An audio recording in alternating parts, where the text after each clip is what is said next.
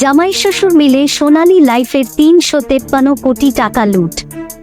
সোনালী লাইফের বিভিন্ন ব্যাংক হিসাব ও পেটি ক্যাশ, খুচরা নগদান বই থেকে প্রতিষ্ঠানটির সাবেক ২ চেয়ারম্যান, তাদের পরিবার ও ভারপ্রাপ্ত মুখ্য নির্বাহী কর্মকর্তা সহ সিইও অন্যান্য কর্মকর্তা অন্তত ৩৫৩ কোটি টাকা লুটপাট করেছেন। এসব অর্থের মধ্যে প্রায় ৪৪ কোটি টাকা বিদেশে পাচার করা হয়েছে।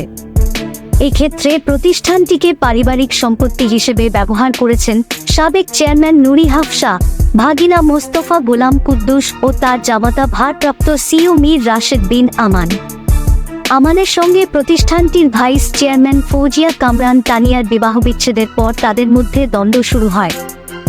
এরপর একে অন্যের বিরুদ্ধে অভিযোগ তুললে কয়েকটি সংস্থা প্রতিষ্ঠানটির বিরুদ্ধে তদন্ত শুরু করে।